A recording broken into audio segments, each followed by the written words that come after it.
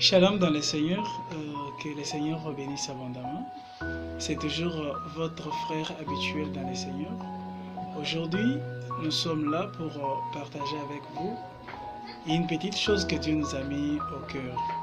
Nous sommes en Jérémie, les chapitres 15, les versets 18 et 19.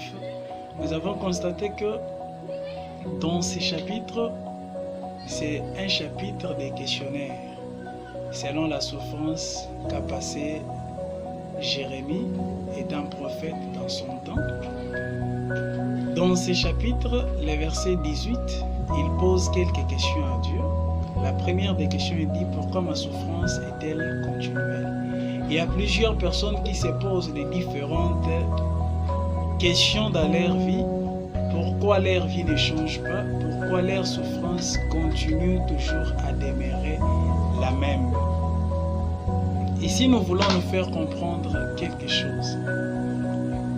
La deuxième question, il dit « Pourquoi ma plaie est-elle douloureuse et ne veut-elle pas se guérir ?» Donc, sa plaie était pleine de douleurs, elle ne se guérissait jamais. Troisième question, il demande à Dieu « Serais-tu pour moi comme une source trompeuse, comme une eau dont on n'est pas sûr ?» Donc c'est des quatre questions qu'il avait posées, qu'il avait demandées à Dieu, selon ce qu'il avait vécu comme difficulté. Et les versets 19 donnent la réponse à ces différentes questions. C'est Dieu qui dit « Si tu te rattaches à moi ». Si nous lisons encore Job, les chapitres 22, commençant par les versets 21, Dieu parle toujours, ou Job donne toujours des mêmes paroles. Il dit « Si tu te rattaches à moi ». Donc la plupart des gens aiment demander, mais pour s'attacher à Dieu, demeurer dans la présence de Dieu, ils ne veulent pas. Ils aiment toujours quand tu demandes et par après, Dieu leur donne et ils partent. Ce n'est pas ça la solution. Le grand problème, c'est quand tu demandes à Dieu quelque chose et tu restes attaché à lui. Il dit en Apocalypse, je crois, les chapitres 3, les versets 20. Donc, quand vous commencez par les versets 14 jusqu'à là-bas, vous descendez, il y a une partie où il dit « Tu n'es ni tiède, tu n'es ni chaud ni froid, tu es tiède, je te vomirai. » C'est ce que la parole dit là-bas.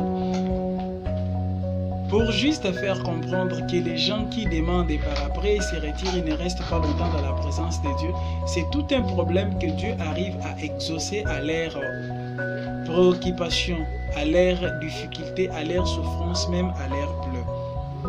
Et la deuxième réponse dit « Si tu sépares ce qui est précieux de ce qui est vil, si tu sépares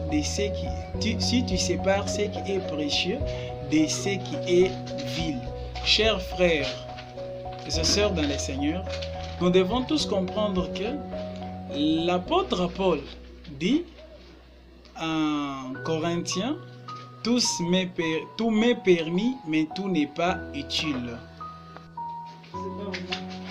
Il dit « Tout m'est permis, mais tout n'est pas utile. » Un enfant de Dieu peut tout faire. Étant sur cette terre, il y a du sport, les loisirs, il y a plusieurs choses à faire. Mais il faut savoir qu'est-ce qui est utile, qu'est-ce qui m'est utile étant enfant de Dieu. Nous voulons juste nous confondre avec ceux du monde. Nous voulons agir comme ceux du monde. Nous voulons faire des choses comme ceux du monde. Tel a fait, je dois aussi faire. Tel a fait, je dois aussi faire. Non, ce n'est pas de cette façon-là que nous devons agir. Il dit, si tu sépares ce qui est précieux de ce qui est vil. Donc, il a mis tout dans un seul sac. C'est à toi maintenant de prendre ce qui est précieux et le mettre de côté pour pouvoir t'en servir. Donc, bien-aimé, il faut choisir entre peut-être les réseaux sociaux et la Bible, entre peut-être les loisirs et l'œuvre de Dieu. Il faut faire les beaux choix ce qui plaît au Seigneur et non ce qui te plaît toi-même. Nous devons croire que dans notre vie, même la prière de Jésus, il a dit que ta volonté soit faite sur la terre comme au ciel. Nous devons vivre et surtout demeurer dans la volonté de Dieu. Cette volonté-là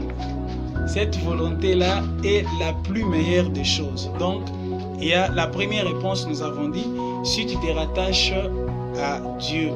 Deuxième réponse, nous avons dit, si tu sépares ce qui est précieux de ce qui est vil. Mais et par après, tu seras comme ma bouche, donc tu seras comme la bouche de Dieu lui-même.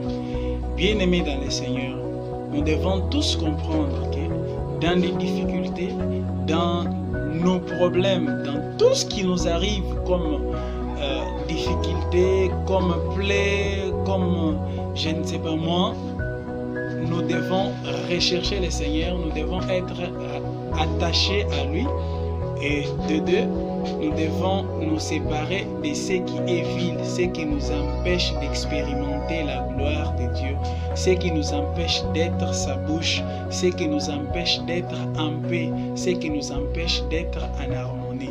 Nous devons tous prendre courage de nous débarrasser de tout ce qui nous bloque. Merci, nous vous disons encore une fois de plus, merci et nos salutations. Bonne année 2023.